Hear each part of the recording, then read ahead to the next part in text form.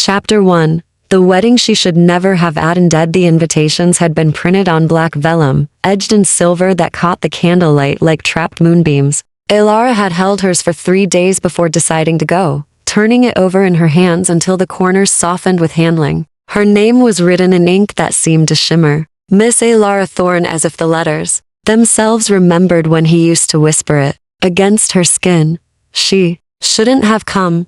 The cathedral rose before her like a crown of stone and shadow, its spires piercing the night sky. Every window blazed with light, but it was the cold, eternal glow of vampire illumination, bluish and unnatural, the kind that made human skin look ghostly. Carriages lined the cobbled drive, their crests marking the great houses, Corvo, Nightshade, Vespertine. The oldest bloodlines in the kingdom, gathered to witness their king take a bride. Not her. Never her. Elara pulled her cloak tighter, the charcoal wool rough against her throat. She had chosen mourning colors without thinking, though she told herself it wasn't grief that guided her hand this morning. It was practicality. Dark fabric hid bloodstains, and in a gathering of vampires, one never knew when discretion might save a life. The grand doors stood open, flanked by guards in crimson and black, the king's colors. Their eyes tracked her as she approached, pale and unblinking. Vampires could smell emotion the way humans smelled rain, and she knew they tasted her heartache on the air. Sharp and bitter as unsweetened chocolate, she kept her chin high and stepped inside. The cathedral's interior stole her breath. Hundreds of candles floated overhead without support, their flames perfectly still. The vaulted ceiling disappeared into shadow, and the walls were carved with scenes from vampire history, blood oaths sealed under full moons, the first courts rising from darkness. The treaty of endless night that had ended the war between mortals and immortals 3 centuries ago. Guests filled the pews, their inhuman beauty making the space feel like a dream. Women in gowns of midnight silk and starlight lace. Men whose faces could have been carved from marble, ageless and severe. They spoke in low murmurs that created a sound like distant thunder, and when they turned to look at her, their eyes reflected the candlelight in shades of amber, silver, and blood red. She was the only human in the room. Elara found a seat in the last pew, half hidden behind a stone pillar. Her hands trembled as she folded them in her lap. She shouldn't be here. This was madness. But when the invitation had arrived, hand-delivered by a pale messenger who vanished before she could ask questions, she had known it was deliberate. He wanted her to see this, or perhaps he wanted to prove he had moved on. Music swelled from an organ she couldn't see, deep and resonant, vibrating through the stone floor. The assembled vampires rose as one, a rustle of fabric and restrained power. Elara stood with them, her mortal body awkward and warm among so many cold, perfect forms. And then he entered, Cashin Veilheart, king of the eternal court, lord of House Veilheart, walked down the center aisle with the measured grace of something that had learned to move before cathedrals existed. He wore black velvet and silver threading, his dark hair brushed back from a face that had haunted her dreams for 2 years. His eyes gray as winter storms swept the room but never found her hiding place. He looked exactly as he had the night he left her. No, that wasn't true. He looked harder now, colder. The warmth she'd once coaxed from him in stolen hours was gone, replaced by the mask of kingship. His expression was carved from ice and duty, beautiful and terrible and utterly untouchable. Behind him walked his bride. Lady Serafini of House Nightshade was everything Elara was not. Vampire nobility, born to immortality. Her beauty, the kind that made mortals weep. Her gown was white, a mockery of human tradition, and cut to display the elegant column of her throat. Diamonds glittered at her neck and wrists, cold fire against cold skin. She smiled as she walked, and her fangs were delicate as pearl. Elara's chest tightened. She pressed one hand against her ribs, willing herself to breathe. This was a political alliance, she'd heard. House Nightshade controlled the eastern territories. House Veilheart ruled the west. Their union would prevent war, unite the fractured courts, and bring stability to a kingdom that had teetered on the edge of chaos since the old king's death. Cashin had chosen his people over her, over the promises he'd made in darkness, when he'd held her close and sworn he would find a way. That love between mortal and vampire was rare, but not impossible.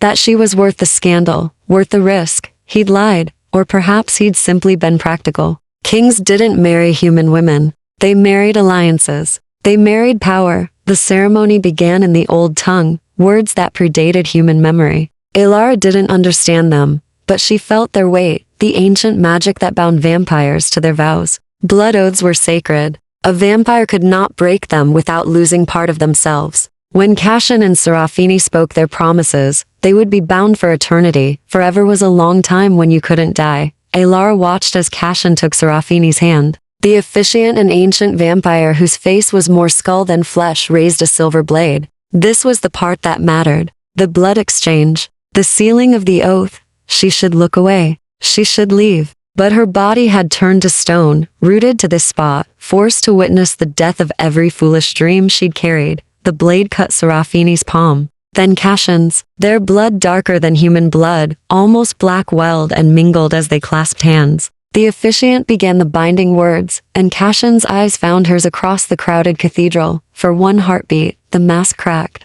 She saw anguish there, raw and bleeding, the same pain that lived in her own chest. His lips parted as if to speak her name, then the moment shattered. His expression smoothed. His attention returned to his bride.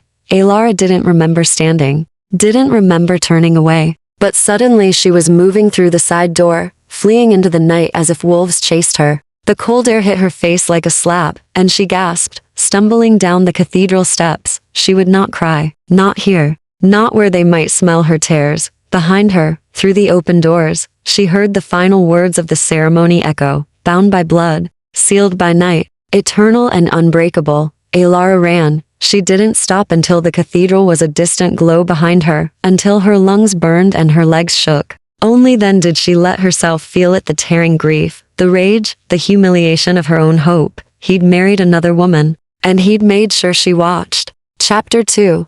The stranger in the dark. Alara's apartment was cold when she returned, the fire long dead in the grate. She didn't bother lighting it. Cold seemed appropriate for a night like this, fitting, even. She stripped off her cloak with numb fingers and let it fall to the floor, a puddle of dark wool that she stepped over without looking back. The rooms felt smaller than they had this morning. Or perhaps she had simply expanded with grief, filling every corner with the weight of what she'd witnessed. Her reflection caught in the window glass, pale face, dark eyes to bright, hair coming loose from its pins. She looked like a ghost. Perhaps that's what she was now. The ghost of the woman who'd loved a vampire king. She should eat something, sleep, pretend tomorrow would be different. But her body moved to the window instead, drawn to the darkness beyond the glass. Her apartment overlooked the lower city, where gaslights flickered in crooked streets and human life continued. Ignorant of the ceremony that had just bound their king to vampire nobility forever, they didn't know how close they'd come to war. How Cassian's marriage had likely saved thousands of mortal lives. Small comfort that. Noble, even. It still felt like betrayal. Alara pressed her forehead against the cold glass and closed her eyes. She'd been a fool. A university librarian with ink-stained fingers and a head full of poetry, thinking she could hold the attention of an immortal. Thinking whispered promises in darkness meant anything against centuries of politics and power. A sound from her bedroom made her freeze, not the settling of old wood or the scratch of mice in the walls. This was deliberate. The soft displacement of air that came when something moved with preternatural grace. Her heart kicked against her ribs. Slowly she turned. A figure stood in her bedroom doorway, silhouetted against the deeper darkness within. Tall, broad-shouldered, utterly still in the way only vampires could be. No breath, no fidgeting, no unconscious human movement. You ran. His voice was rough, barely controlled. Before the ceremony ended, Cassian stepped into the lamplight, and Alara's breath caught. He'd removed the formal jacket, left somewhere between the cathedral and her apartment. His white shirt was unbuttoned at the throat, the sleeves rolled to his elbows. His hair was disheveled, as if he'd run his hands through it repeatedly. And his eyes, those winter storm eyes, burned with something that made her step back instinctively. How did you? She steadied her voice. You can't be here. You just got married. The binding takes 3 nights to complete. His words came clipped, controlled. Tonight was only the first oath. The public one. That doesn't give you the right to break into my home. You came to the cathedral. He moved closer, and she noticed the tension in his shoulders, the rigid line of his jaw. You stood in the back and watched me bind myself to another woman. Why? Because you invited me. The words burst out before she could stop them. Don't pretend you didn't know that invitation would reach me. You wanted me there. Something flickered across his face, guilt, perhaps, or pain. I wanted you to understand. Understand what? That you're a liar? That your promises meant nothing? She was shaking now, anger burning through the numbness. You said you'd find a way. You said I would try. His voice turned sharp. I didn't promise success. I promised I would fight for a path that didn't end in war, and marrying her was the only option. Yes. The word fell like a stone between them. House Nightshade controls the Eastern Territories and the Council of Dusk. Without this alliance, they would have challenged my claim to the throne. Civil war would have followed, and your people, he stopped, jaw working. Mortal cities would have burned, thousands dead, maybe hundreds of thousands. Alara wrapped her arms around herself. So you sacrificed us instead. I sacrificed myself. His control fractured, and suddenly he was closer, close enough that she could smell the cedar and night-blooming flowers that always clung to him. Do you think I want this? Want her? It looked convincing in the cathedral. It had to be. He reached for her, then stopped himself, his hand hovering in the air between them. Every vampire in that room was watching for weakness. One moment of hesitation and they would know what. His hand dropped. That my heart wasn't in it. The words hung in the air, raw and dangerous. Alara stared at him, searching his face for the lie, for the political maneuvering. But all she saw was exhaustion and something that looked like desperation. You can't be here, she said finally, her voice smaller now. If they find out, they won't. I was careful. She laughed, bitter. You're bound to her now, Cashin. What happens in 3 nights when the oath is complete? When you can't break it without losing part of your soul? I know the cost of blood oaths. Then why are you here? The question seemed to catch him off guard. He stared at her, and for a moment, the mask slipped entirely. She saw the man she'd fallen in love with, the one who'd come to the library after midnight to discuss forbidden poetry, who'd debated philosophy until dawn, who'd held her hand like it was something precious. Because I couldn't let you think I didn't care, he said quietly. Because you deserve the truth, even if it changes nothing. And what is the truth? He moved to the window, staring out at the city. He ruled. When he spoke, his voice was carefully neutral. Serafini is not cruel. The marriage will be political, nothing more. She has her own interests. We've agreed to maintain separate lives where it doesn't interfere with appearances. How civilized. Alara couldn't keep the bitterness from her voice. It's the best I could. Negotiate. For yourself, perhaps. What about me? He turned to face her, and something dangerous flickered in his eyes. You're protected. I made sure of that. No vampire will touch you without facing my wrath. You're marked as untouchable. I don't want to be protected. The words came out sharper than intended. I want. She stopped, shaking her head. It doesn't matter what I want. It matters to me. Stop. She held up a hand. Don't say things like that. Not when you're bound to another woman. Not when this is over. This isn't over. Yes, it is. She forced the words out, each one cutting her throat. You made your choice. For good reasons. Maybe. Noble ones. But you chose, and I'm not going to be your secret. Your consolation. The human you visit when your vampire bride doesn't satisfy you. His expression hardened. That's not what I'm asking. Then what are you asking, Cashin? What do you want from me? He was silent for a long moment, and when he spoke, his voice was rough with emotion. I don't know. I just know I couldn't let you disappear thinking I'd forgotten you. That what we had meant nothing. It meant everything, she whispered. That's why this hurts so much. He flinched as if she'd struck him. For a moment, she thought he might reach for her again. But instead, he straightened, pulling the royal mask back into place. I should go. Before anyone notices my absence. Yes, you should. He moved toward the window, then paused. Alara, if you need anything at all, send word to the palace. I'll make sure you're taken care of. I don't want your money. I know. His smile was sad. But the offer stands. Then he was gone, dissolving into shadow and night air, leaving her alone in the cold apartment, with nothing but the lingering scent of cedar and the ache of everything she'd lost. Alara sank onto the floor beside the window and finally let herself cry.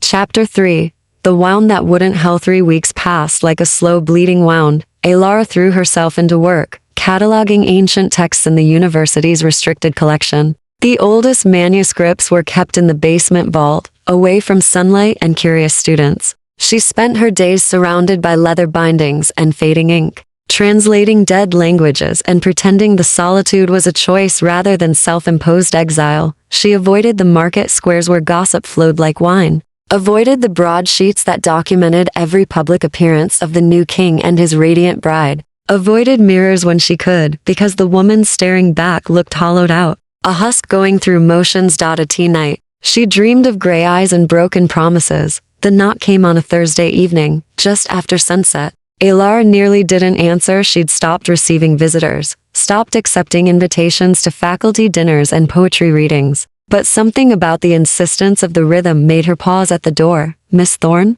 The voice was female, cultured, unfamiliar. "Please, I need only a moment of your time." Alara cracked the door open, keeping the chain latched. A woman stood in the hallway, elegant in deep purple silk, her blonde hair coiled in elaborate braids. She looked about 30, though with vampires, age was impossible to judge. Her eyes were the pale blue of winter ice, vampire nobility. Every instinct screamed danger. "I don't receive guests," Alara said carefully. "I know. Which is why I came myself rather than sending a summons." The woman's smile was polite, but didn't reach her eyes. "My name is Lady Serafini Nightshade. I believe you know my husband." The world tilted sideways. Alara gripped the doorframe, her knuckles white. Serafini's expression softened slightly. "I'm not here to threaten you, Miss Thorne. Quite the opposite. May I come in?" This conversation would be better held in private. Every self-preservation instinct told Alara to slam the door. But curiosity warred with fear, and she'd always been too curious for her own good. Slowly, she unlatched the chain. Serafini swept inside with fluid grace, her gaze cataloging the small apartment in seconds. She settled on the worn sofa as if it were a throne, folding her hands in her lap. Up close, her beauty was almost painful. Flawless skin, delicate features, the kind of perfection that came from centuries of immortal stillness. "You're wondering why I'm here." Serafini's voice was calm, measured. "The answer is simple. We need to talk about Cashin." Alara remained standing, arms crossed. "There's nothing to discuss. On the contrary, there's quite a bit." Serafini tilted her head, studying her. "You love him. He loves you. And yet here we are, bound by blood oaths and political necessity, while you hide in a basement cataloging books." The bluntness of it stole Alara's breath. "I don't know what he told you." "He told me nothing. He didn't have to." Serafini's smile turned wry. "I've known Cashin for centuries, Miss Thorne. I know what he looks like when he's in love, and I know what he looks like when he's dying inside. Currently, he's doing both." "Then why did you marry him?" "For the same reason he married me. Duty, survival. House Nightshade was prepared to go to war if I didn't secure this alliance. Thousands would have died, vampire and human alike." She paused. "Unlike you, I don't have the luxury of running away from hard choices." The barb hit its mark. Alara flinched. "I didn't run away. Didn't you? You came to the wedding, saw what needed to happen, and retreated to your books and solitude. Very romantic, very tragic, also very useless." Anger flared hot in Alara's chest. "What exactly do you want from me, Lady Nightshade?" "I want you to stop being a martyr and start being practical." Serafini leaned forward, her ice blue eyes intense. "Do you know what happened 3 nights ago, when the second oath was sealed?" Alara said nothing, her throat tight. Cashin refused to complete the binding. Serafini's voice dropped. "In front of the Council of Dusk, in front of every house representative, he refused the blood exchange that would have made our marriage unbreakable. Do you understand what that means? He broke the oath." Alara's voice came out strangled. "He delayed it. Claimed he needed time to ensure the political terms were honored first. Very clever, very kingly, very unlike the Cashin I know." Serafini's gaze sharpened. "He's buying time. For what? I don't know, but it's dangerous. House Corvo is already whispering about instability. If he doesn't complete the binding soon, they'll move against him." Alara sank into the chair across from her, her legs suddenly weak. "Why are you telling me this?" "Because I need you to understand what's at stake." Serafini's mask of politeness cracked slightly, showing something harder beneath. "I don't love Cashin. I respect him. I understand the necessity of this alliance. But love?" She shook her head. "I have my own heart's attachments, carefully hidden, and just as impossible as yours. Then why not end this? Dissolve the betrothal." "It doesn't work that way. The first oath is binding enough. We can't dissolve it without both houses losing face and power." War would follow. Serafini's fingers drummed against her knee, the first sign of agitation she'd shown. But there are arrangements that can be made. The marriage can exist in name while allowing certain freedoms, if managed carefully. Alara stared at her.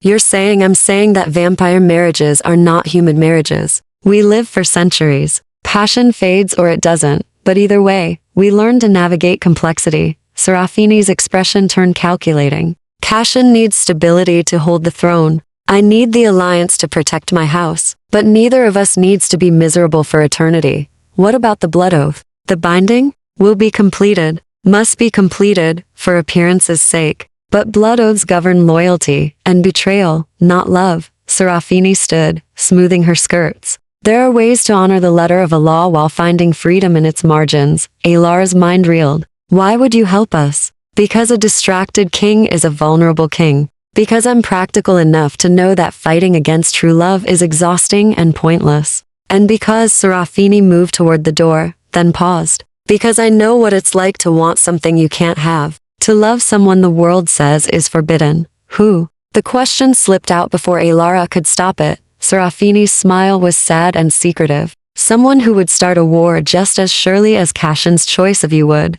We all have our impossible loves, Miss Thorne. The question is whether we have the courage to fight for them. I don't understand what you want me to do. I want you to stop hiding. Stop grieving. And when the time comes when Cashin needs you, I want you to be ready. Serafini opened the door, then looked back. One more thing. House Corvo has been asking questions about you. They know Cashin's heart isn't in this marriage, and they're looking for leverage. Be careful. Don't go anywhere alone after dark. Fear spiked through Alara's chest. Are you saying I'm in danger? I'm saying you've been in danger since the moment you loved a vampire king. You just didn't know it yet. Serafini's expression softened slightly. I'll do what I can to protect you. But I'm not omnipotent, and House Corvo plays by very old, very brutal rules. Then she was gone, leaving Alara alone, with a racing heart and a mind full of questions. She moved to the window, staring out at the darkening streets. Somewhere in the palace on the hill, Cashin was navigating politics and power, buying time with cleverness and risk.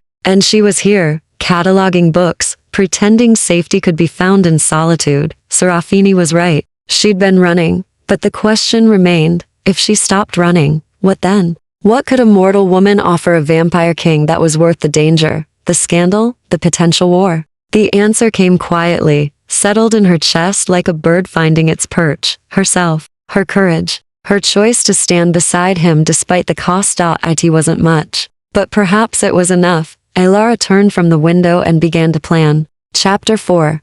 Blood in the Shadows. The attack came 2 nights later. Swift and silent as a blade through silk, Alara had stayed late at the library, translating a particularly stubborn passage from an ancient vampire chronicle. The text described the formation of the first courts, written in a dialect so archaic even her extensive training struggled to parse it. She'd lost track of time, bent over the manuscript with only lamplight for company. The basement vault was silent, too silent. She noticed it slowly, the absence of sound that usually filled the space. No settling of old stone, no distant footsteps from the floors above. Even the ever-present whisper of wind through the building's corridors had ceased. Alara looked up from her work, suddenly aware of how alone she was, how vulnerable. The university closed at sunset, but she had keys to the restricted collection. Usually, she felt safe here among the books and shadows. Tonight, the shadows felt hungry. She stood carefully,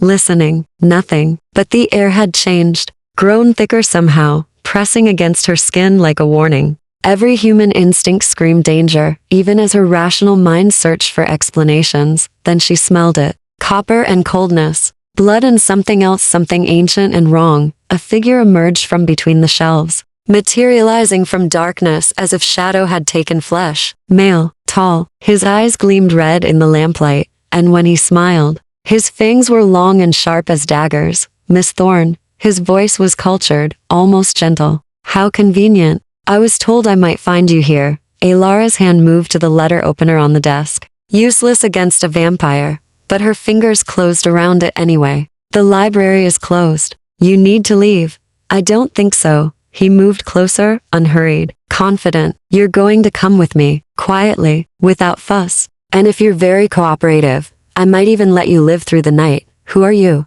Lord Ambrose Corveau. Perhaps you've heard the name? She had. House Corveau, the third great house, powerful and ruthless, known for their brutal enforcement of vampire law. Serafini's warning echoed in her mind. They play by very old, very brutal rules. What do you want with me? Ambrose's smile widened. Your leverage, my dear. The king's favorite human. His secret weakness. And House Corveau has use for weaknesses. I'm not his. She stopped. Denying it would be pointless. He's married now. To Lady Serafini. I'm no one.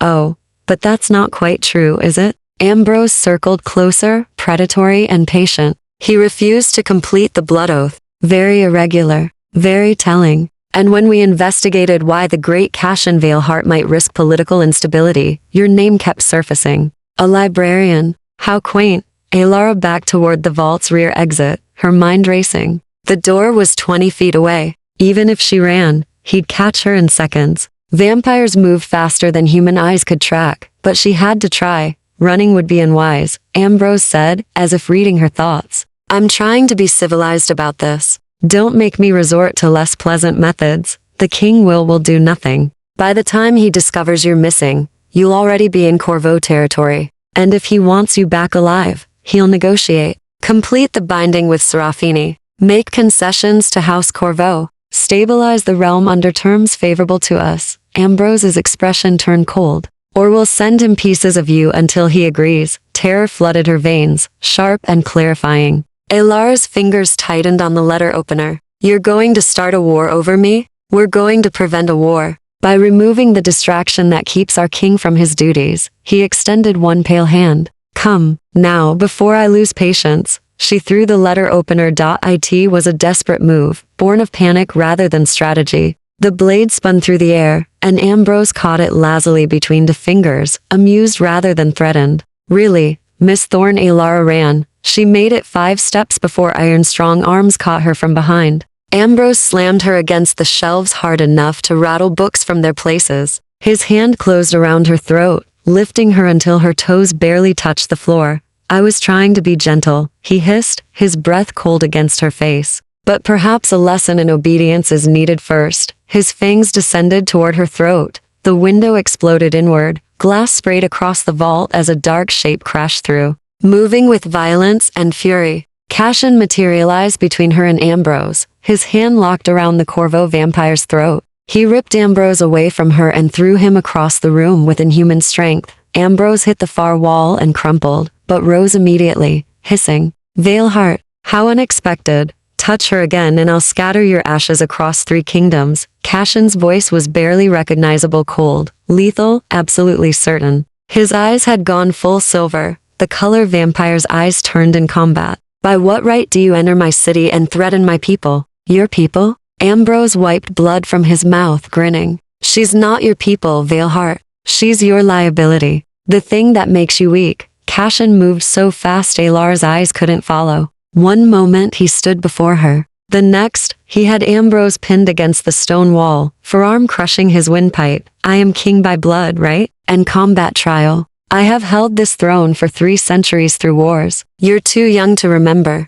And you, he leaned closer, deadly quiet. You are a minor lordling from a house that survives on my tolerance. Test me again and discover what weak really means. The council, Ambrose choked out. The council will do nothing. Because if you die in my city while attacking an innocent mortal, it's justice by vampire law. Self-defense of the realm. Cassian's grip tightened. Did House Corveau authorize this? Or are you acting alone, hoping to impress your elders with initiative? Ambrose's silence was answer enough. Cassian released him with disgust. Get out. Tell your house that Miss Thorne is under royal protection. The next vampire who touches her answers to me personally. And I have 300 years of very creative punishments to draw from. Ambrose straightened his coat with shaking hands. His eyes found Alara, full of malice. This isn't over. Yes, it is. Cassian positioned himself between them. Leave, now, before I change my mind about mercy. The Corveau vampire fled, dissolving into shadow and wind, leaving only the scattered glass and the smell of blood behind. Silence fell over the vault. Cassian stood rigid, his back to her, breathing hard despite not needing air. His shoulders trembled with suppressed violence. Cashin Ilara's voice came out hoarse. Her throat ached where Ambrose had gripped it. He turned, and the expression on his face made her step back. Not fear, never fear of him, but shock at the raw emotion written there. Rage and terror warred in his silver eyes, and when he reached for her, his hands shook. Are you hurt? His voice cracked on the words. Did he? I'm fine. You got here in time. In time. He laughed, bitter and sharp. I was across the city. If Serafini hadn't sent word that Corvo was moving, he stopped, jaw clenched. You could have died. Because of me. Because loving me made you a target. How did you know where I was? I always know where you are. The confession fell between them, raw and unguarded. I've had guards watching you since the wedding. Mortal guards. So you wouldn't notice. But tonight they lost you when you stayed late. And by the time they sent word, his hands cupped her face, gentle despite the violence still thrumming through him. I can't lose you. Do you understand? I can't. Ilara leaned into his touch, her own hands coming up to cover his. You saved me. I almost didn't. Almost was too late. But you weren't. She held his gaze, seeing past the silver to the man beneath. You came for me. I will always come for you. The words were a vow, spoken with the same weight as blood oaths. No matter the cost. Chapter 5. Sanctuary and Secrets. You can't stay here. Cashin's voice was firm, broking no argument. Corvo knows where you live, where you work. Every place you go is compromised. Ilara pulled her cloak tighter, still trembling from the attack. They stood in the library vault, surrounded by scattered glass and toppled books, evidence of violence in a place that had always meant safety. Where am I supposed to go? With me. He was already moving, gathering her papers, the manuscript she'd been translating. His movements were quick, efficient, military. There's a safe house in the old district. No one knows about it except, he paused. Except people I trust. Cashin, if anyone sees us together they won't. He handed her the satchel, now full of her belongings. We'll use the underground passages. The old aqueducts beneath the city. Vampires built them centuries ago. Most have forgotten they exist. She wanted to argue. Wanted to say she could protect herself, that running would only confirm Corvox's suspicions about her importance. But her throat still ached from Ambrose's grip, and the memory of his fangs descending toward her neck made her skin crawl. Okay, she whispered. Okay. Something in Cashin's expression softened. He touched her cheek gently, carefully, as if she might shatter. I won't let them hurt you. I promise.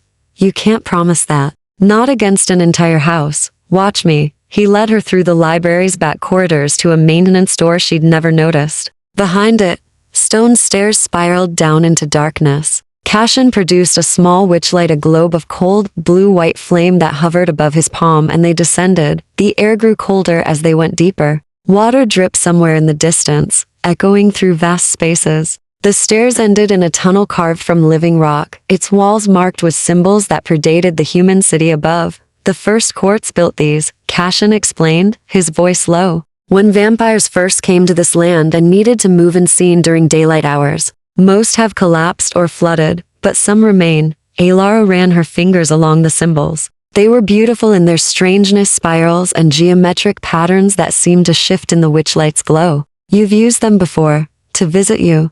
The admission was quiet. After the wedding, I couldn't risk being seen entering your building, so I came through the old ways. She stopped walking. How many times? He didn't meet her eyes. Does it matter? Yes. Every night. The words came rough, forced. I stood outside your window every night and watched you grieve, watched you cry, and did nothing, because I'd already done enough damage. Pain lanced through her chest. Cashin, don't. He started walking again, faster now. Don't absolve me. I made my choices. You're suffering because of them. They walked in silence through the twisting passages. Occasionally, they passed other tunnels branching off into darkness, or chambers filled with ancient debris, broken furniture, shattered pottery, the remnants of vampire lives lived centuries ago. Ilara tried to memorize the route, but after a dozen turns, she was hopelessly lost. Finally, Cashin stopped before a wall that looked like all the others. He pressed his palm against a particular stone, and something clicked. A section of wall swung inward, revealing narrow stairs leading upward. Clever, Ilara murmured. Necessary. He extinguished the witchlight and led her up into darkness. They emerged into a small apartment, one room with a bed, a table, a fireplace. The windows were covered with heavy curtains, and dust motes danced in the thin light that crept through the gaps. The furniture was sparse, but well made, and books lined one wall. It's not much, Cashin said, already moving to light the fire. But it's secure. The building is owned by a human merchant who thinks this floor is used for storage. No one comes here. Elara set down her satchel and studied the space. Despite the dust, something about it felt lived in, personal. She moved to the bookshelf and found volumes of poetry, many of the same editions she owned. A blanket was draped over the chair by the fire, dark blue wool, worn soft with use. How long have you had this place? She asked quietly. Cashin didn't answer immediately. He finished with the fire and stood, brushing ash from his hands. 2 years. Since the month after we met. Understanding dawned slowly. You built this for us. I built it for hope. He moved to the window, staring at the curtains as if he could see through them. A place where you could be safe if the worst happened. Where we could. He stopped, shaking his head. It was foolish, sentimental. It was human. She crossed to him, drawn by the sorrow in his voice. You were thinking like a human, planning for a future. Vampires don't plan for futures. We experience time differently. Years pass like days. Decades blur together. He finally looked at her, and his eyes had returned to their natural gray. But with you, I started counting days, hours, minutes. You made me mortal in all the ways that matter. Elara's breath caught. They stood so close now, near enough that she could feel the unnatural coldness radiating from his skin. But beneath it, she sensed the warmth of his regard, the heat of emotion that made him seem more alive than any human she'd known. What happens now? She whispered. Now you stay here, safe, hidden, until I can deal with House Corvo. His hand rose to her throat, fingers ghosting over the bruises forming there. His expression darkened. They've declared war, whether they know it or not. By touching you, they challenge the throne. I don't want to be the reason for more violence. You're not the reason. Their ambition is. Their disrespect. His thumb traced her jawline, achingly gentle. But you are what I'm protecting. The line I won't let them cross. And Serafini? The blood oath you still need to complete? Pain flickered across his face. The third night is in 5 days. I can't delay longer without giving Corvo and the other houses ammunition to challenge my rule. The binding must happen. Will it change things? Between us? No, the word was absolute. Blood oaths govern loyalty, not love. I'll be bound to protect House Nightshade's interests, to honor our political alliance. But my heart, he stopped, seeming to struggle with the words. My heart was never part of the negotiation.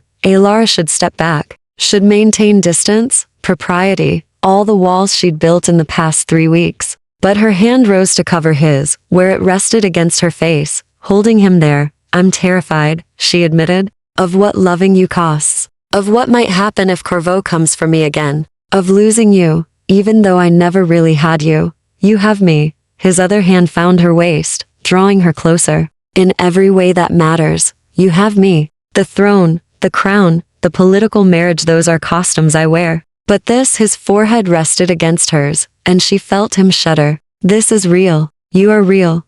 Cashin, I know. I know it's not enough, not fair, not what you deserve. His voice dropped to barely a whisper. But it's all I have to give. She should pull away, should protect her heart from more damage. But standing here in the safe house he'd built for hope, feeling him tremble with the weight of impossible choices, she couldn't find the strength to let go. Then I'll take it, she said softly. Whatever pieces you can offer, whatever moments we can steal. His breath hitched in necessary air drawn in surprise. You're sure? No, she laughed, watery and broken. I'm not sure of anything except that walking away from you hurts worse than staying. For a long moment, they simply stood there, holding each other in the firelight. Outside, the city continued its business, unaware of the drama unfolding in forgotten spaces. Somewhere, House Corvo plotted. Serafini maintained political appearances. The kingdom teetered on edges both sides could see coming. But here, in this small room, filled with poetry and hope,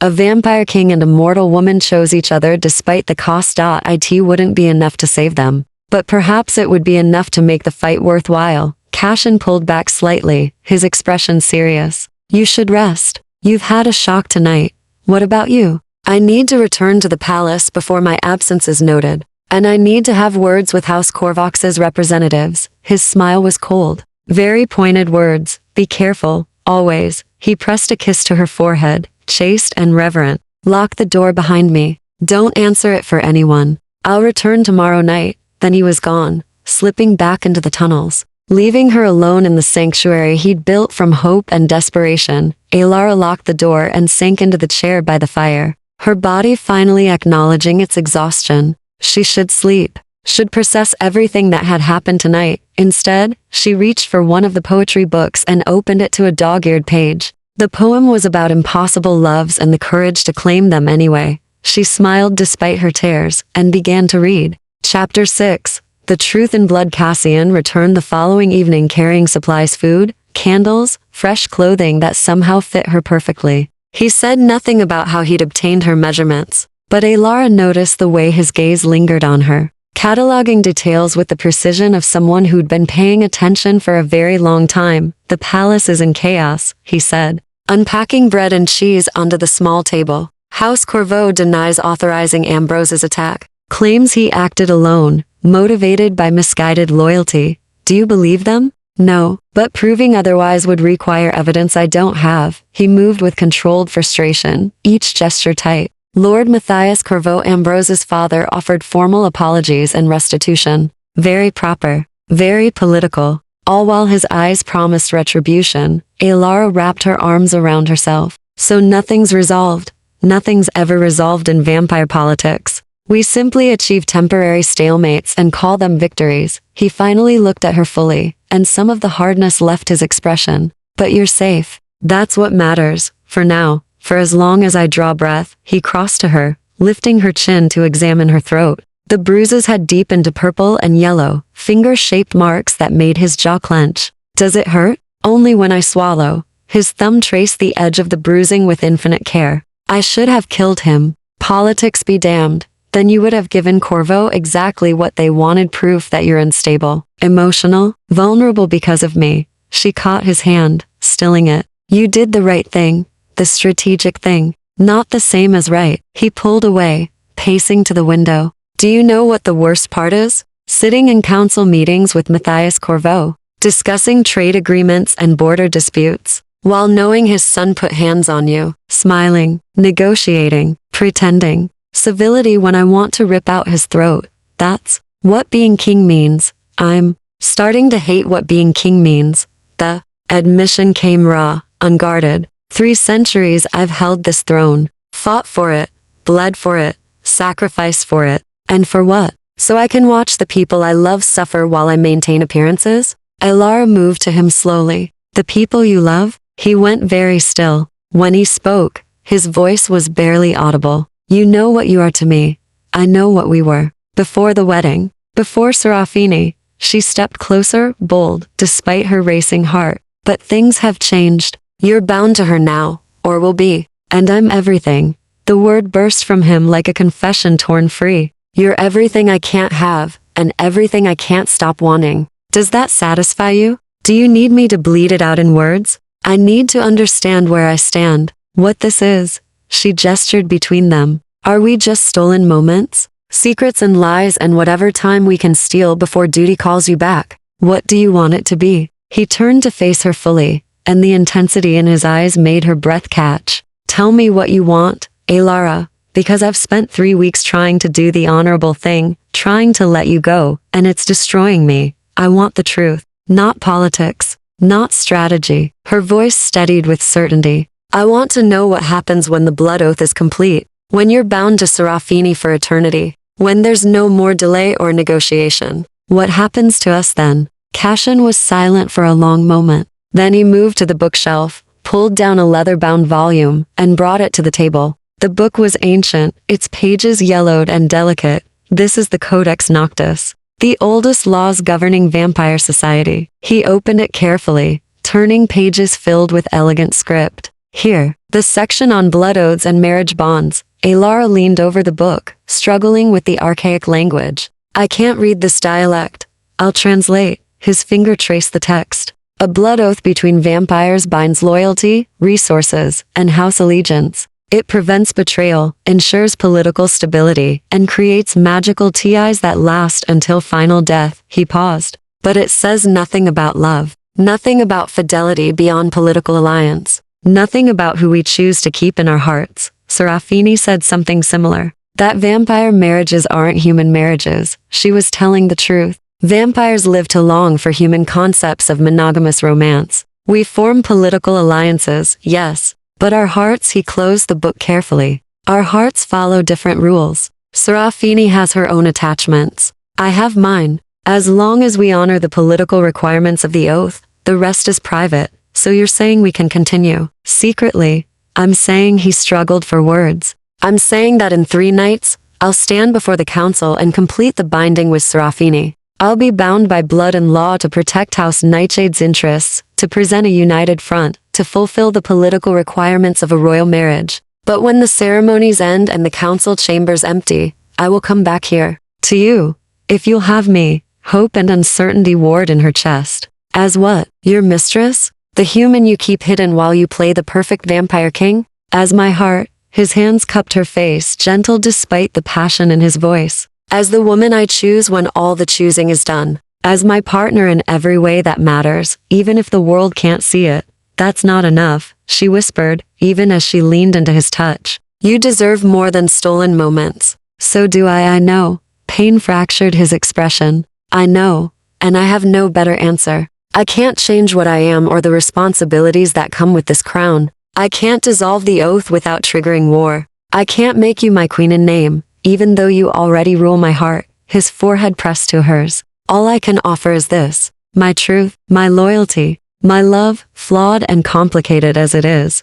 What if it's not enough? What if I need more? Then I'll understand. His voice cracked. I'll hate it, and it will hollow me out. But I'll understand. You deserve a full life, Elara. Not half measures and hidden rooms. She should walk away. Should demand all or nothing, the way heroines did in stories. But life wasn't a story, and love didn't follow neat narrative arcs. Sometimes it was messy and complicated and required choosing between impossible options. I need time, she said finally. To think. To decide if I can live with this arrangement.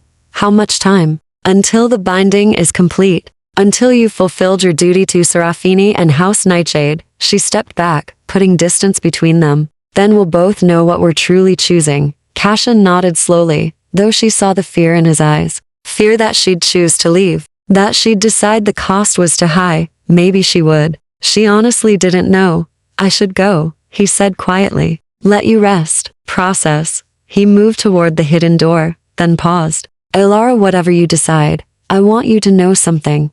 What? You changed me. Made me feel mortal in the best ways. Reminded me that eternity means nothing without moments that matter. His smile was sad and beautiful. Even if you choose to walk away, I'll be grateful for that. For knowing what it means to love someone more than duty, more than survival, more than forever. Then he was gone, leaving her alone with her thoughts and the ancient book of vampire law. Elara sank into the chair and opened the codex again, struggling through the archaic text. She found the section on blood oaths, on marriage bonds, on the intricate web of loyalty and law that governed vampire society. And beneath it all, in the margins, she found something else. Notes in Cashin's handwriting. Recent ink on ancient pages. Questions. Loopholes. Legal precedents where blood oaths had been modified or reinterpreted. He'd been researching. Looking for ways to change the unchangeable. Fighting for a path forward even when none seemed to exist. Elara traced his writing with gentle fingers, her heart aching with the weight of impossible choices.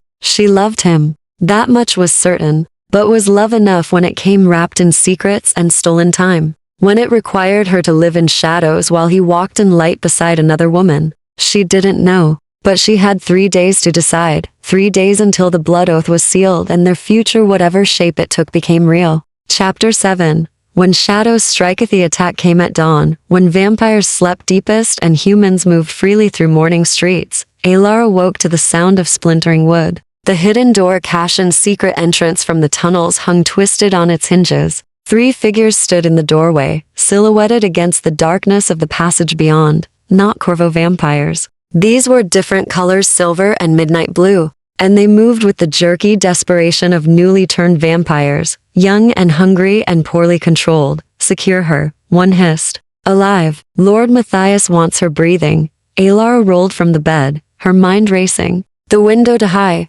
She'd break bones jumping. The main door, they'd catch her before she reached the street. The fireplace poker useless against 3 vampires, but better than nothing. She grabbed it as the first one lunged. He was fast, but sloppy. Young vampires hadn't yet learned the precision that came with centuries of practice. Alara swung the poker hard, catching him across the temple. He stumbled, more surprised than hurt, and she used the moment to dart past him toward the main door. Strong hands caught her ankle. She crashed to the floor, breath exploding from her lungs. The poker clattered away. Cold fingers wrapped around her leg, dragging her backward. No. She kicked hard, her heel connecting with someone's face. Bone crunched. The vampire howled, releasing her. Alara scrambled up, lunging for the door. Her fingers closed around the handle just as another vampire slammed into her from behind. They went down together in a tangle of limbs. His fangs descended toward her throat. The window exploded inward. Cashin came through in a shower of glass and fury, moving so fast he seemed to teleport. He ripped the vampire off Alara and threw him across the room with enough force to crater the wall.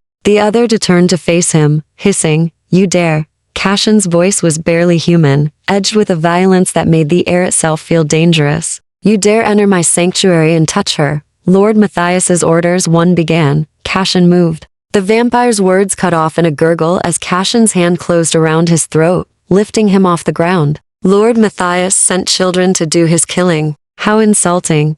We weren't supposed to kill her, the vampire choked out. Just take her to use as leverage against me. Yes, I understand the strategy. Cashin's grip tightened. Did Matthias explain what happens to vampires who threaten the king's claim? You can't claim a human, I can claim whatever I choose. I'm king. Cashin's eyes had gone full silver, ancient and terrible. And right now, I choose to make an example. What happened next was to fast for Alara to fully process. Cashin moved through the 3 vampires like a storm through candles, systematic and brutal. She heard bone breaking, screams cut short, the wet sound of violence she'd only imagined in nightmares. When silence fell, 3 bodies lay unmoving on the floor. Not dead vampires were hard to kill but broken badly enough they wouldn't rise for hours. Cashin stood among them, breathing hard despite not needing air, his clothes splattered with dark blood. When he turned to Alara, she flinched instinctively. He froze. Pain flashed across his face. "I'm sorry. I didn't mean for you to see. How did you know?" Her voice came out steadier than she felt. "It's dawn. You should be sleeping." "I don't sleep when you're in danger." He moved toward her carefully, hands raised as if approaching a frightened animal. "I've had guards watching this building. When they reported unusual movement, I came immediately. In daylight, young daylight. The sun's barely up. I have perhaps an hour before it becomes truly dangerous." He glanced at the broken window, at the thin light creeping through. "But we need to move, now. This safe house is compromised." Alara's mind struggled to catch up with events. "Where the palace?" His voice was grim. "It's the only place I can truly protect you. And if Corvo wants war, we'll give it to them on my terms. I can't go to the palace. Serafini knows. I sent word before I came." He was already gathering her belongings, moving with efficient speed. "She's the one who suggested it. Said hiding you makes you look guilty of something weak. But bringing you into the palace as a protected ward of the crown? That's a statement that will cause scandal. Let it." He pulled her cloak around her shoulders, his hands gentle despite the violence still humming through him. "I'm done hiding. What matters? Done letting fear dictate my choices. The blood oath is tomorrow night. If you do this now, then Corvo will know I won't be intimidated. The other houses will see strength, not weakness." His hands framed her face, forcing her to meet his eyes. "But more importantly, you'll be safe. In rooms adjacent to mine, guarded by my personal guard, under protection so old and powerful that no vampire would dare challenge them. You're using me. As a political move, I'm protecting you. Everything else is secondary." His thumb brushed her cheekbone. "But yes, there are political implications. Bringing you to the palace announces to every house that you're under my direct protection. That harming you means war with the crown. It's the strongest statement I can make short of." He stopped. "Short of what?" "Nothing. It doesn't matter." He stepped back, breaking contact. We need to go. Can you walk? Her legs trembled, but she nodded. Adrenaline was fading, leaving exhaustion and shock in its wake. She'd been attacked, again, by vampires who wanted to use her against the man she loved. The reality of her situation hit her like cold water. This was her life now. Running, hiding, being hunted by forces that saw her only as leverage. All because she'd fallen in love with someone beyond her reach. Alara, Cashin's voice pulled her from spiraling thoughts. I know this is terrifying. I know you didn't ask for any of this. But I swear to you on my crown, on my house, on everything I am, I will keep you safe. At what cost? The question emerged quietly. How many vampires will you fight? How much political capital will you spend? How long before the other houses decide I'm more trouble than I'm worth and move against you directly? Let them try. The words were flat, absolute. I've held this throne through 3 wars and 100 smaller conflicts. I'm not afraid of House Corvo or anyone else who thinks mortality makes you less valuable. But I am mortal, Cashin. Fragile, human. She gestured at the broken vampires on the floor. You just fought 3 of them and barely broke stride. If they'd found me alone, you fought. He moved to her, catching her hands. You fought, and you survived until I arrived. That takes courage, strength, the kind that matters more than supernatural speed or immortal endurance. I got lucky. You got smart. Used the poker, went for vulnerable spots, kept moving, his grip tightened. Don't diminish yourself. You're not some helpless damsel waiting for rescue. You're a woman who survived 2 vampire attacks through quick thinking and sheer will. Despite everything, warmth bloomed in her chest at his words, at the respect in his voice when he spoke of her survival. The sun's getting stronger, she said quietly. We should go before it becomes dangerous for you. He nodded, but didn't release her hands. When we get to the palace, there will be questions. Gossip. Serafini will help manage it, but you need to be prepared for scrutiny. I understand. Do you? His expression turned serious. Because once we do this, there's no going back. The entire kingdom will know you're important to me. Every vampire with ambitions or grievances will see you as a target or a tool. Your life will never be private again. Alara thought of the small apartment she'd left behind, the quiet life of books and solitude. That woman felt like a stranger now, someone who existed before vampire politics and impossible love had reshaped her world. I stopped having a private life the moment I loved you, she said. At least this way, I'm not hiding in the shadows, pretending otherwise. Something fierce and proud blazed in his eyes. You're extraordinary. Do you know that? I'm terrified. That too. Courage isn't the absence of fear. It's choosing to act despite it. He finally released her hands. Come. Dawn waits for no one, and I'd prefer not to burst into flames before we reach the palace. He led her through the tunnels, moving with purpose through passages that twisted beneath the waking city. Behind them, the 3 broken vampires lay in the ruined safe house, a message to House Corvo that wouldn't be ignored. War was coming. Alara felt it in her bones, in the tension thrumming through Cashin's frame, in the way the very air seemed to hold its breath, and she was walking directly into the center of it. Chapter 8. The palace of Thorn's palace rose from the hill like a crown of stone and shadow, its towers piercing the morning sky. Alara had seen it from a distance countless times, but never imagined she'd enter through the king's private entrance. Wrapped in Cashin's cloak, with his hand at her back, they emerged from the tunnels into a chamber carved entirely from black marble. Witchlights floated near the ceiling, casting everything in cold blue luminescence. 2 guards in crimson armor stood at attention, their expressions carefully neutral as Cashin guided her past them. Send word to Lady Serafini, Cashin ordered. Tell her our guest has arrived and requires chambers in the east wing. Also summon the council. We meet at sunset, Your Majesty. The guards bowed in unison, but Alara caught their curious glances. By nightfall, the entire palace would know the king had brought a human woman through his private entrance. At dawn, Cashin led her through corridors that seemed designed to intimidate, vaulted ceilings lost in shadow,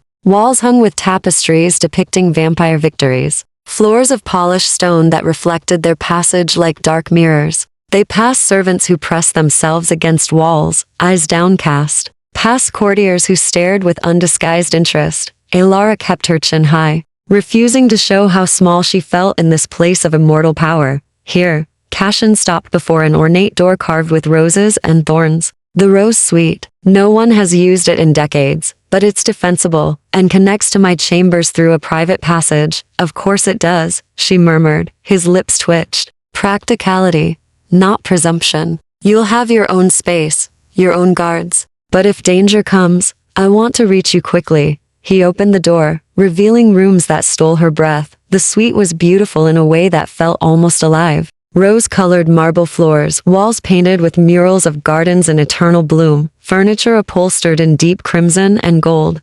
Floor-to-ceiling windows overlooked the city, their glass spelled to prevent entry but allow light. And books, an entire wall of them, leather-bound and precious. The former queen's rooms, Cashin said quietly. My mother's before she passed into final death 300 years ago. No one's touched them since. Alara turned to him, startled. Cashin, I can't. She would have liked you. His voice carried old grief, softened by centuries but never fully healed. She believed love mattered more than politics. Died, defending that belief when the old houses tried to force an alliance marriage on my father. He moved to the windows, gazing out. He never recovered from losing her. Ruled for 2 more centuries, but his heart was ash. I'm sorry. Don't be. Their love was brief, but real. She made him mortal in all the ways that mattered, just as you've done to me. He turned back to her. She'd want these rooms used by someone who understands what it means to love, despite the cost. Before Alara could respond, a knock sounded at the door.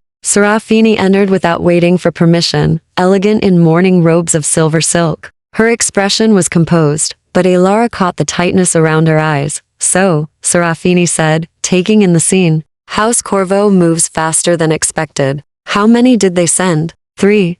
Cashin's voice turned cold, newly turned, sloppy. They're currently unconscious in what used to be our safe house, which Corvo will deny authorizing, of course. Serafini moved to the windows, her gaze calculating. This escalates things. Bringing Miss Thorne to the palace the day before our final binding sends a very specific message. Good. Let them hear it clearly. The council will be furious. Lord Matthias will claim insult. The minor houses will use this as evidence of instability. She turned to face them both. Are you certain you want to do this now? We could hide her elsewhere, complete the binding quietly, then address Korvox's aggression afterward. No more hiding. Cashin's tone brooked no argument. Alara stays here, under my direct protection. If the council has issues with that, they can voice them tonight. Serafini studied him for a long moment, then sighed. You're going to make the announcement, aren't you? About her status. I am. That Serafini stopped, choosing her words carefully. Bold, potentially disastrous, but also the only move that might actually work. She looked at Alara. How much do you know about vampire court politics? Very little, Alara admitted. I'm a librarian, not a courtier. Then learn quickly. Starting now. Serafini gestured to the seating area, and they arranged themselves Cashin by the windows, Serafini on the chaise, Alara in a chair between them. The court operates on 3 principles: power, perception, and precedent. Cashin has power as king, but that power is checked by the great houses. Perception matters because vampires are immortal, reputation can last millennia. And precedent means everything we do sets patterns for centuries to come, and bringing me here violates precedent, Alara said. Actually, no. It creates new precedent, which is both better and worse. Serafini leaned forward. Vampire kings have claimed humans before, usually as blood servants or companions. What Cashin's doing differently is the level of protection he's offering and the political weight he's assigning to your safety.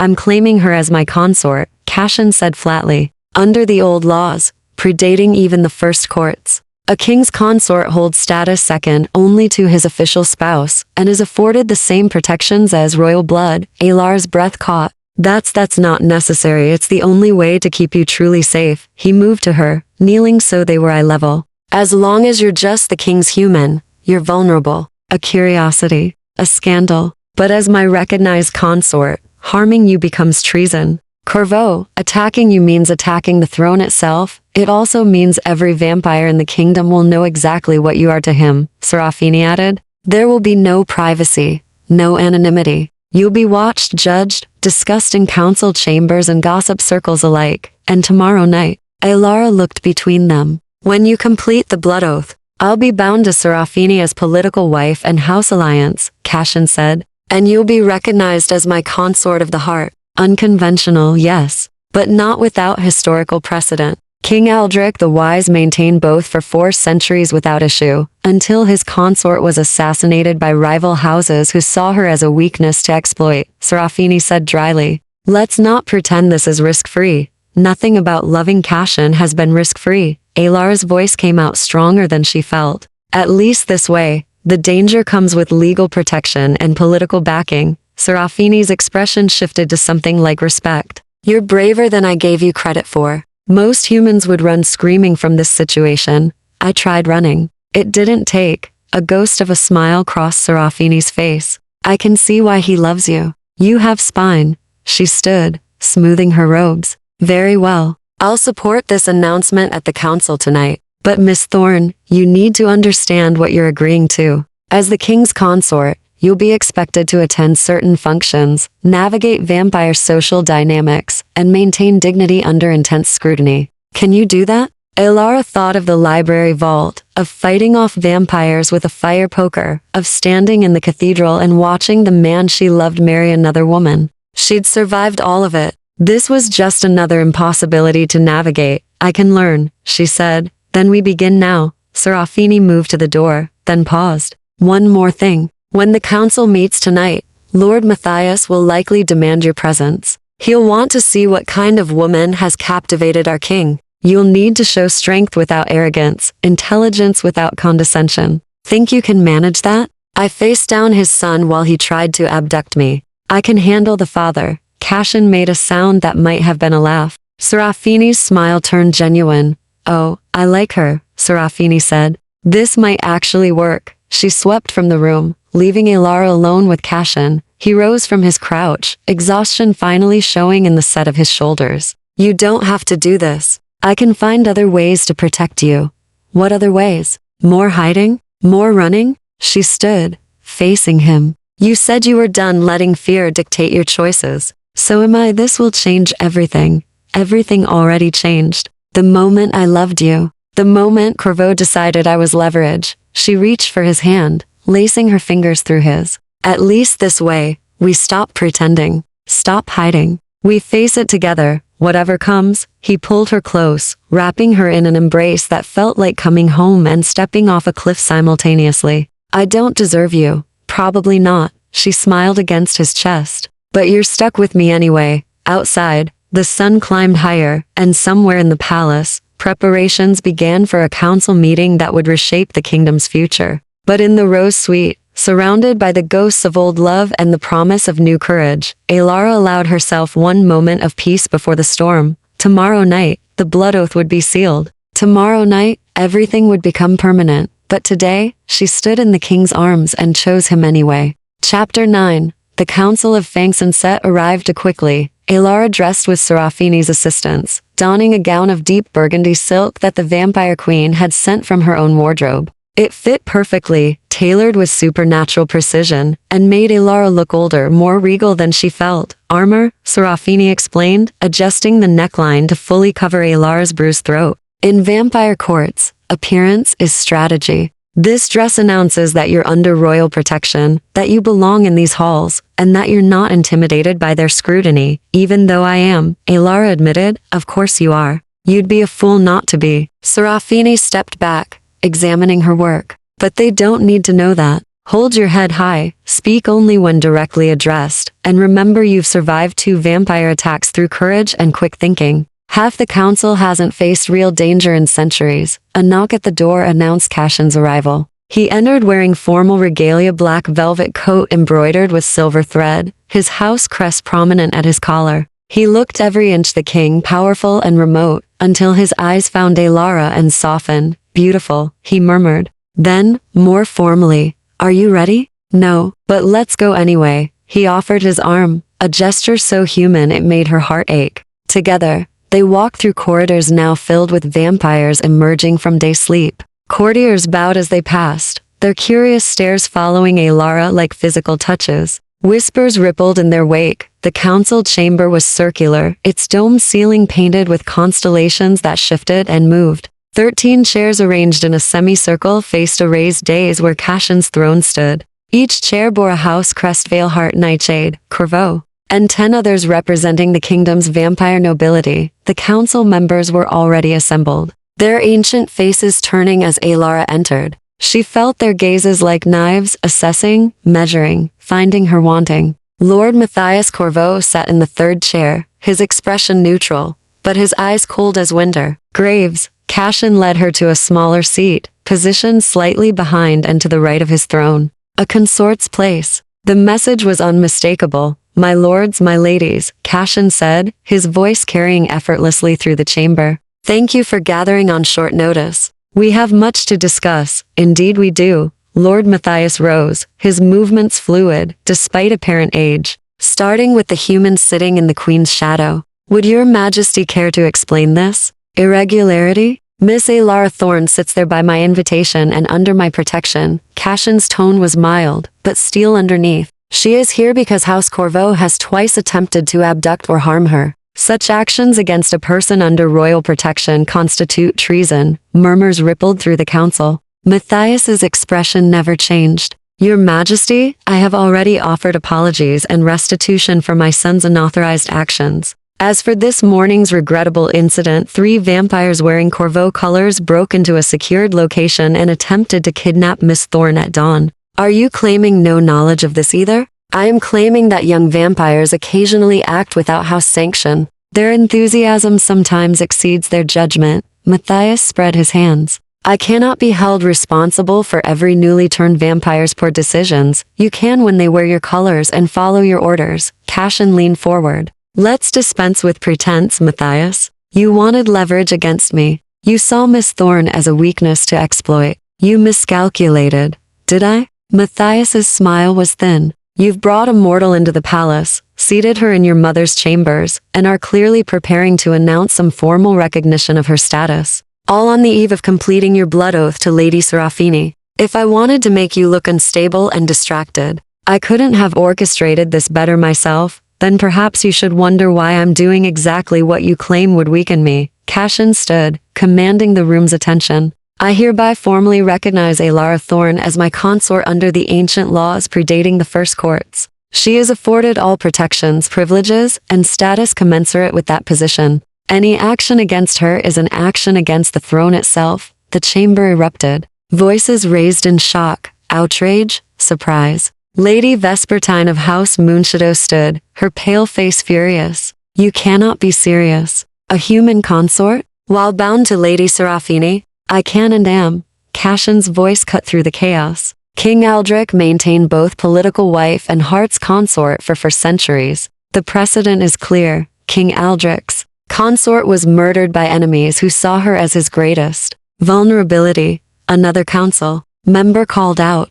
"Then those enemies learned that harming what I love carries consequences." Cashin's eyes swept the room, and Alara saw several council members flinch from his gaze. "I will not hide what matters. I will not pretend political convenience erases personal truth. Miss Thorne has my protection, my loyalty, and my heart. Accept it or challenge it, but know that I will defend her to final death if necessary." Silence fell, heavy and dangerous. Alara felt her pulse hammering against her ribs. This was at the moment when the kingdom either accepted the impossible or fractured into war. Serafini rose gracefully, drawing all eyes. "I support His Majesty's decision. The arrangement is unconventional, but legal, and it changes nothing about our political alliance. House Nightshade's interests remain protected. The blood oath will be completed tomorrow night as planned, and the kingdom gains stability rather than loses it." "Stability?" Matthias's laugh was harsh. "You call this stability? A king divided between 2 women, one mortal and vulnerable, the other his political obligation? I call it honesty," Serafini said coolly. "Something vampire courts could use more of. We all maintain private arrangements, Lord Matthias. Or have you forgotten your own very expensive apartments in the merchant quarter? We're your favorite, that's different." Matthias snapped. "Is it? Or is it only different because Miss Thorne is being acknowledged openly, rather than kept as a shameful secret?" Serafini's gaze could have cut glass. "His Majesty is doing us the courtesy of transparency. I suggest we extend him the same courtesy in return." Lord Vespertine spoke up, his ancient voice thoughtful. "The law is clear. A king may claim a consort, but Miss Thorne's mortality presents unique challenges. What happens when she ages? When illness claims her? When the gap between mortal and immortal grows too wide? Then I will face that grief when it comes, Cassian said quietly. Just as my father did. Just as anyone who loves across the boundary between life and eternity must face. But I will not deny what is real simply because it will hurt when it ends. Alara felt tears prick her eyes at the raw honesty in his voice. He was laying his heart bare before the council, making himself vulnerable in ways kings rarely did. Matthias seized on the weakness.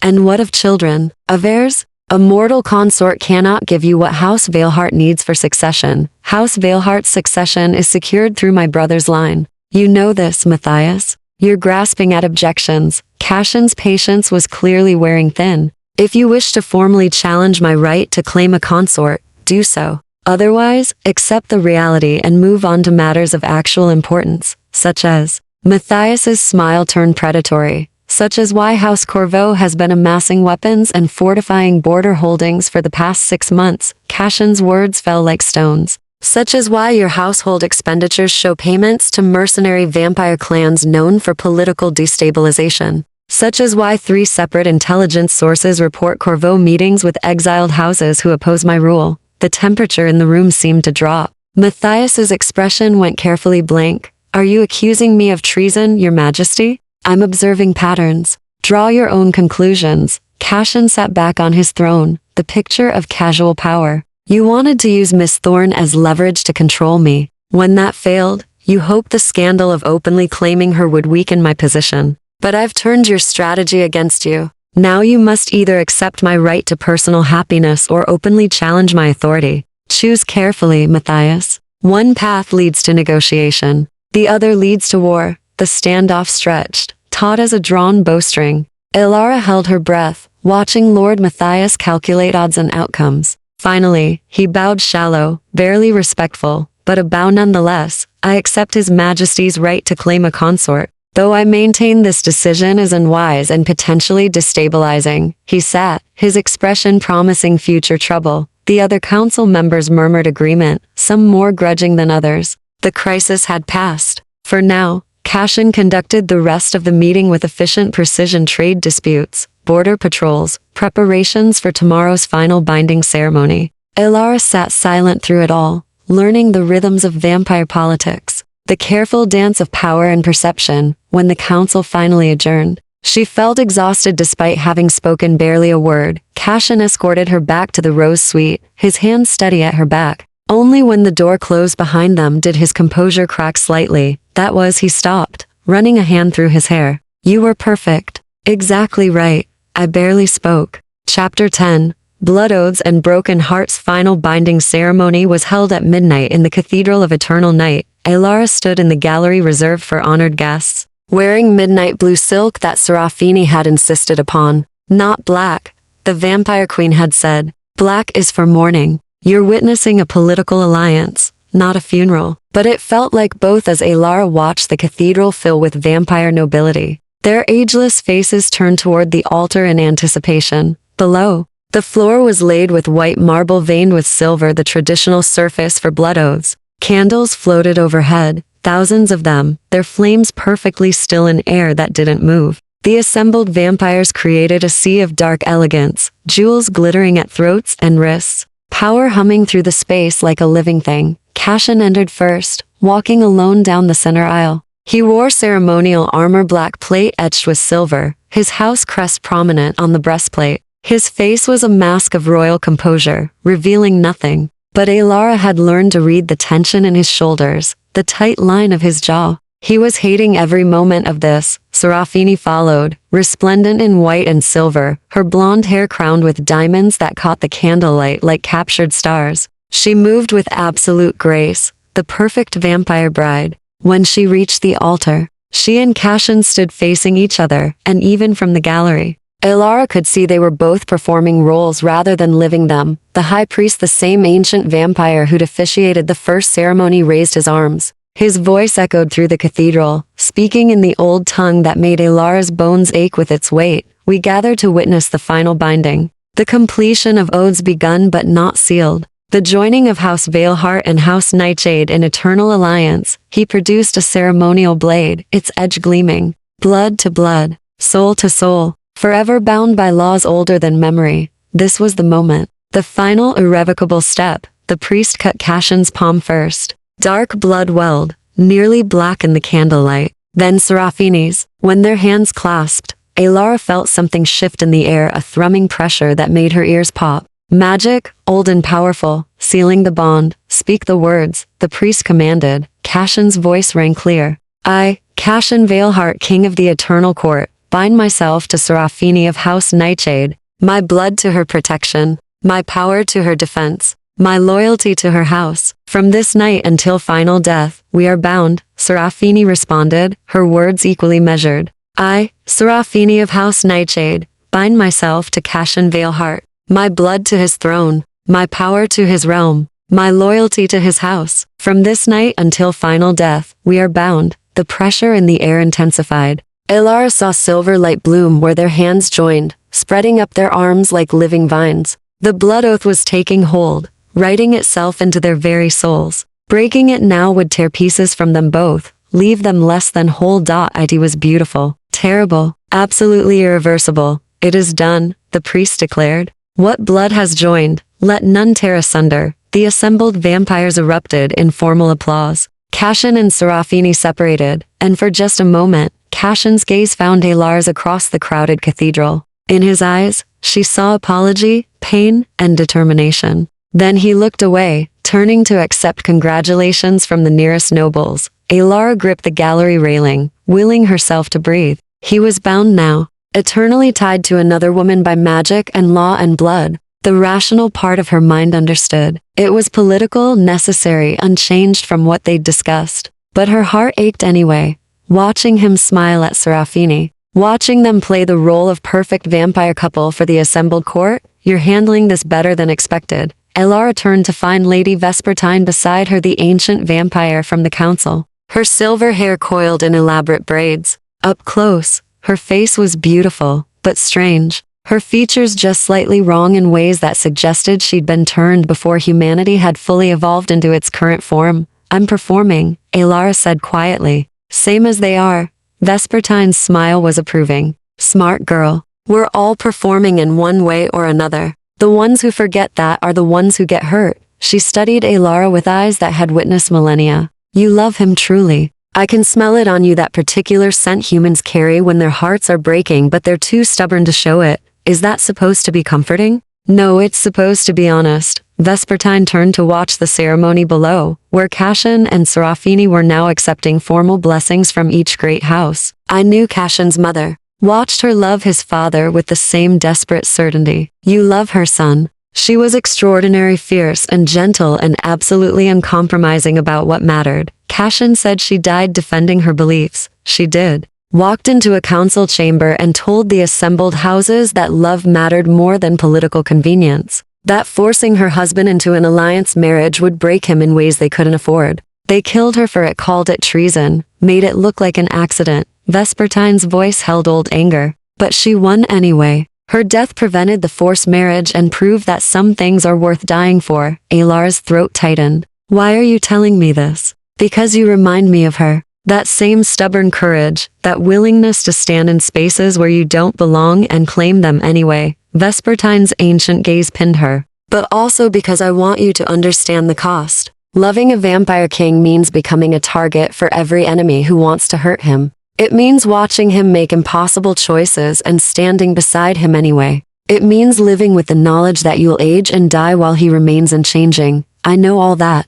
Do you? Because knowing intellectually and living it emotionally are very different things. Vespertine gestured to the ceremony below. That woman down there, Serafini, she's chosen pragmatism over passion, safety over risk, and she'll live forever in comfort, if not happiness. But you've chosen the harder path, the one with no guarantees except heartbreak. Then why are you supporting us? You voted with Cashin in the council. Because I'm old enough to know that pragmatism without passion makes for a very long, very empty eternity. Vespertine's smile turned sad. And because I think the kingdom needs to remember what it means to fight for love. We've become too practical to calculating. We've forgotten that some things matter more than survival. Before Alara could respond, movement below caught her attention. The formal ceremony was concluding. Cashin and Serafini were being led to thrones set up at the altar, king and queen, bound and crowned, the perfect vampire power couple, except Cashin's eyes kept finding Alara in the gallery. Quick glances, barely noticeable, but she felt each one like a physical touch. The reception following the ceremony was held in the palace's grand ballroom. Alara tried to slip away, to avoid the spectacle of watching Cashin and Serafini receive well wishes, but a hand on her arm stopped her. "You're expected to attend," Serafini murmured, appearing beside her with supernatural speed. "As the king's recognized consort, your absence would be noted and interpreted as weakness or scandal. I can't watch." "Yes, you can. Because he needs to see you. There, needs to know you're not running." Serafini's grip tightened slightly. "This is the performance, Alara. The part where we all play our roles convincingly, so the houses stay stable and the realm doesn't fracture into war. Can you do that?" Alara thought of Cashin's mother, walking into a council chamber to defend love. Thought of her own two encounters with vampire assassins. Thought of every impossible choice that had led her to this moment. "Yes," she said. "I can do that." The ballroom was overwhelming, hundreds of vampires in formal dress, music that seemed to come from nowhere, tables laden with delicacies both human and otherwise. Alara moved through it like walking through a dream, hyper-aware of every stare, every whispered comment, every calculation happening behind beautiful, ageless faces. Cashin and Serafini held court at the room's far end, gracious and regal. They looked perfect together, matched in power and beauty, the ideal vampire coupling. It hurt to see, even knowing the truth. Beneath the performance, Alara found a quiet corner and tried to become invisible. But Lord Matthias found her anyway. "Miss Thorne," his smile was all sharp edges. "Enjoying the festivities?" "Lord Corvo." She kept her voice neutral. "Congratulations on the successful alliance." "Oh, the alliance is just beginning." He moved closer, and she fought the urge to step back. "Tell me, how does it feel, watching the man you love bind himself eternally to another woman? Does it sting, knowing you'll age and wither while he remains forever young beside his vampire queen?" "How does it feel?" Alara countered, surprising herself with her boldness. "Knowing you tried twice to use me as leverage and failed both times." His eyes flashed red. "Careful, little mortal. Royal protection only extends so far. Then you should be careful too. Because harming me means facing him." She held his gaze despite her racing heart. "And we both know you're not quite brave enough for that fight." Chapter 11. The choice between worlds. The reception lasted until dawn threatened the eastern sky. Alara watched from the shadows as vampires finally began departing, retreating to their chambers before daylight could touch them. Cashin and Serafini played their roles perfectly until the last guest left, then separated with visible relief. Serafini found Alara first. "He'll come to you soon. He needs to complete some formalities with the council, but after that," she paused, studying Alara's exhausted face. "You should rest." "I'm not sure I can. I know the feeling." Serafini's expression softened slightly. "For what it's worth, you were magnificent tonight. Matthias won't underestimate you again. He threatened me, of course he did. And you stood your ground, which is exactly what needed to happen." Serafini touched Alara's shoulder briefly. "You're stronger than you know. Don't forget that in the difficult days ahead." Then she was gone, leaving Alara to find her way back to the Rose Suite alone. The rooms felt different now, less like a sanctuary and more like a gilded cage. Beautiful, but confining. Alara moved to the windows, watching the city wake below. Somewhere down there was her old life, the library, her small apartment. The quiet existence that had been torn apart the moment she'd loved the wrong man, or the right man at the wrong time. She wasn't sure which was more tragic. A sound from the hidden passage made her turn. Cashin emerged, still in his ceremonial armor, looking exhausted in ways that had nothing to do with physical weariness. "It's done," he said quietly. "The binding is complete. The alliance is sealed. House Nightshade and House Veilheart are bound for eternity. How does it feel?" He moved to stand beside her at the window. "Like wearing chains made of silver and promises. I can feel the bond, Serafini's presence at the edge of my consciousness. Our houses connected through blood magic. It's not painful, just constant. A reminder that I'm no longer entirely my own. I'm sorry. Don't be. I knew the cost when I made the choice." He turned to face her fully, and in the pre-dawn light, he looked more vulnerable than she'd ever seen him. "The question is, can you live with it? With me bound to another woman, even if it's only political?" with stolen moments and hidden affection instead of the full partnership you deserve? Elara had thought about little else during the long reception, had watched Cashin smile at Serafini, had seen them move together with practiced grace, had felt every moment like a knife between her ribs. The rational part of her understood it was performance. The emotional part still bled. I don't know, she admitted. I want to say yes. Want to be brave enough to accept whatever pieces you can offer. But standing there tonight, watching you bind yourself to her, her voice cracked. It hurt worse than I expected. Then let me go. The words sounded torn from him. Walk away, Elara. Find a human man who can give you everything: daylight walks, public devotion, children, growing old together. All the things I can never offer. Is that what you want? No, God, no. He cupped her face desperately. I want you beside me every night, for whatever time we have. Want to wake each evening knowing you're safe in these rooms. Want to face the council and Korvox's schemes with you as my anchor. His thumb traced her cheekbone. But what I want and what's best for you aren't the same thing. Don't I get to decide what's best for me? Do you? Or are you just too stubborn to admit when you're in over your head? His voice turned gentle, almost pleading. You've been attacked twice, threatened by great house lords, thrust into vampire politics you never asked for. Your life will never be safe or simple again. Is that really what you want? Elara pulled back, needing distance to think clearly. She moved to the center of the room, surrounded by the former queen's beautiful things, and tried to imagine two futures in one. She walked away, returned to her library, her books, her quiet mortal life, found a nice human man perhaps, married, had children, grew old, surrounded by normal concerns, safe, simple, entirely hollow, because her heart would always be here, in this palace. With an immortal king she'd chosen to leave in the other, she stayed. Became the scandal the court whispered about, the human consort who'd captured a king's heart, lived in beautiful rooms, but always in shadow, always secondary to political necessity,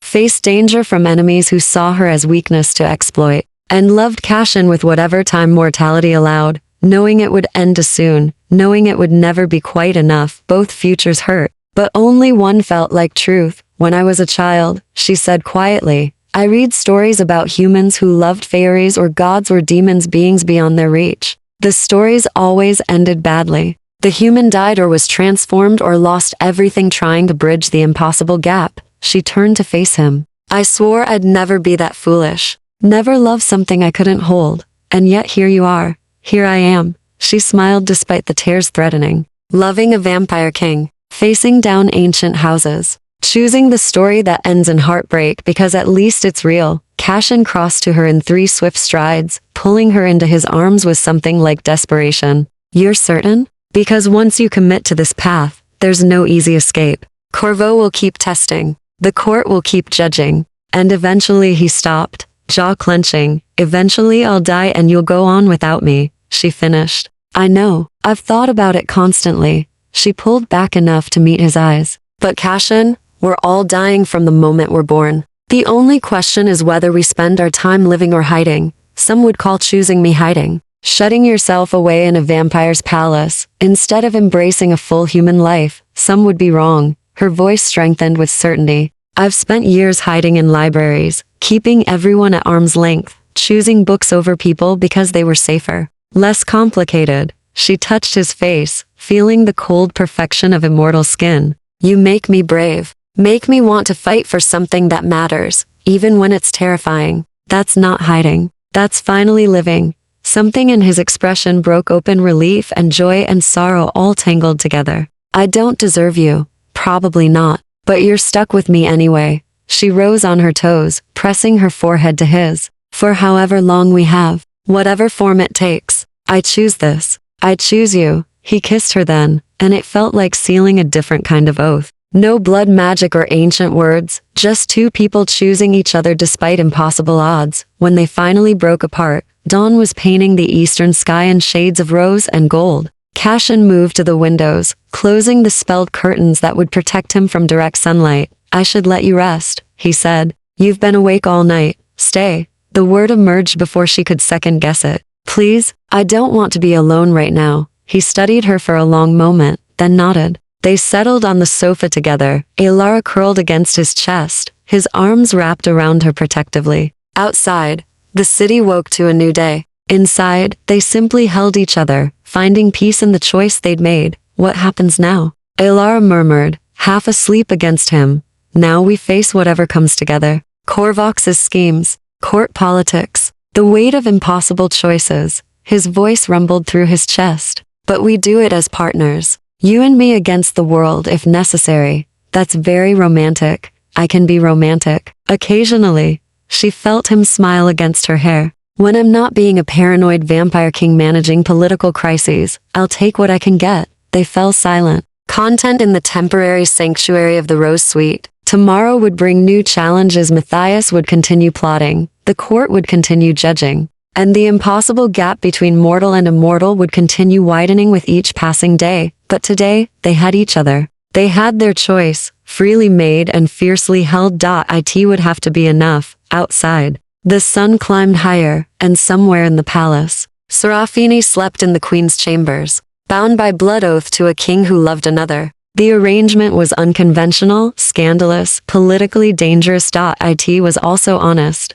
And in a world of vampire politics and ancient lies, honesty might be the most revolutionary choice of all. Elara's eyes grew heavy, exhaustion finally claiming her. The last thing she felt was Cashin's hand stroking her hair, gentle and reverent, as if she were something precious beyond measure. Perhaps she was. Perhaps they both were two impossible lovers choosing each other despite every reason to walk away. In stories, such choices led to tragedy. But stories didn't account for stubbornness, for courage, for the revolutionary act of loving anyway. Knowing the cost, they would write their own ending, whatever it turned out to be.